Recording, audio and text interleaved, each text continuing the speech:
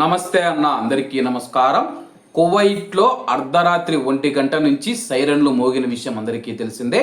అలాగే కేవలం కొన్ని గంటల్లోనే 5 సార్లు కువైట్ దేశవ్యాప్తంగా సైరన్లు మోగాయని చెప్పేసి కువైట్ మినిస్ట్రీ ఆఫ్ ఇంటీరియర్ ప్రకటించింది. అలాగే కువైట్ రక్షణ మంత్రిత్వ శాఖ అధికార ప్రతినిధి కల్నల్ స్టాఫ్ సౌత్ ఆల్ అత్వాన్ గారు బుధవారం తెల్లవారుజామున కువైట్ గగనతలంలోకి ప్రవేశించిన బాలిస్టిక్ క్షిపణులు, బాలిస్టిక్ మిసైళ్లు ఏవైతే ఉన్నాయో వాటిని సాయుధ దళాలు గుర్తించి పలు నివాస ప్రాంతాలపైన వాటిని అడ్డుకున్నాయని చెప్పి దీని ఫలితంగా శకలాలు నేలకూలాయని చెప్పి ఆయన తెలిపారు. తాజా కార్యాచరణ పరిణామాలపైన బ్రీఫింగ్ నెంబర్ 46లో ఆయన మాట్లాడుతూ సాయుధ దళాలు కువైట్ సైన్యం 17 ఇరాన్ డ్రోన్లను గుర్తించి వాటిని ఎదుర్కొన్నాయని తెలిపారు.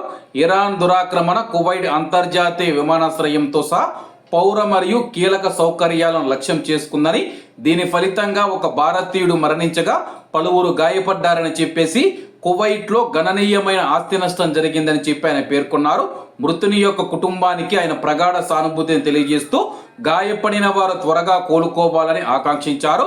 భద్రతా కారణాల దృష్ట్యా ప్రభావిత ప్రాంతాలు లేదా శిథిలాల వద్దకు ప్రజలు సమీపించవద్దని, వాటిని చిత్రీకరించవద్దని, వాటి ఫోటోలు లేదా వీడియోలు సోషల్ మీడియాలో పంచుకోవద్దని చెప్పి ఆయన కోరారు.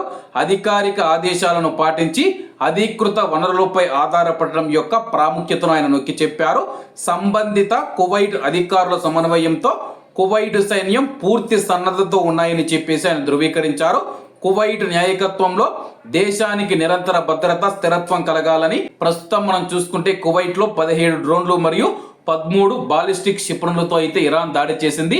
అలాగే కొన్ని డ్రోన్లు, మిసైళ్లు మనం చూసుకుంటే కువైట్ ఎయిర్పోర్ట్ పైన దాడి చేశాయి. అలాగే మిగతా వాటిని అడ్డుకున్నట్లయితే ఆయన ప్రకటించారు. కాబట్టి అందరూ బాగుండాలి, అందులో మనం ఉండాలి. అందరికీ నమస్తే అన్న, జై హింద్.